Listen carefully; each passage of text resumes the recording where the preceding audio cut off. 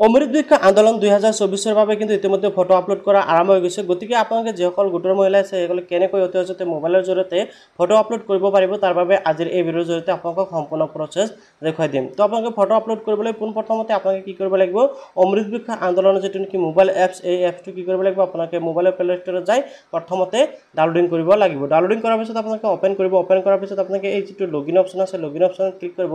login অপচনত click কৰাৰ লগে লগে চাওক ইয়াতে ৰেজিষ্টাৰ মোবাইল নাম্বাৰ আৰু OTP বহাই ইয়াতে ক্যাপচা কোডটো মই আপোনাক লগইন কৰিবলৈ দিছে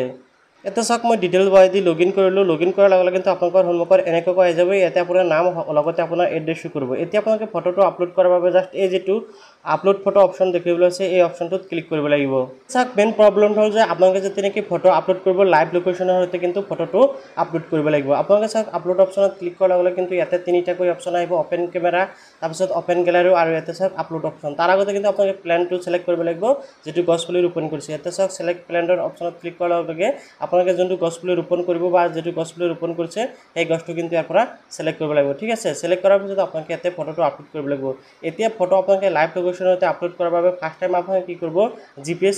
ক্যামেৰাটো ইনষ্টল কৰি ল'ব আপোনালোকে যেটো এপছ দেখিব আছে জিপিএস মেপ ক্যামেৰা আপোনালোকে এই এপটো ইনষ্টল কৰিব লাগিব মই অলৰেডি ইনষ্টল কৰিছো ওপেন কৰিব ওপেন কৰাৰ পিছত আপোনালোকৰ সন্মুখত কিন্তু এই এপছত ক্যামেৰা যেতিয়া ওপেন হ'ব আপোনালোকে দেখিবলৈ পাব ইয়াতে কিন্তু লোকেশনৰ হৈতে আহি গৈছে আপোনাৰ ফুল ডিটেইলছ লগতে লোকেশন আহি যাব আপুনি জাস্ট ফটোটো ইয়াৰ পৰা ক্যাপচাৰ কৰিব ক্যাপচাৰ কৰাৰ লগে লগে আপোনাৰ মোবাইলত ফটোটো ক্যাপচাৰ হৈ যাব এনেকৈ আপোনালোকে দেখিবলৈ পাইছে এনেকৈ ফটো ক্যাপচাৰ হ'ব এতিয়া জাস্ট আপোনালোকে কি কৰিব আকৌ অমৃত আন্দোলনৰ যেটো নেকি মোবাইল এপছ এই এপছটোত গুছি আহিব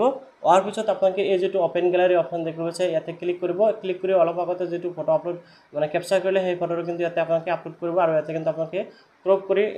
ধুনীয়াকৈ মানে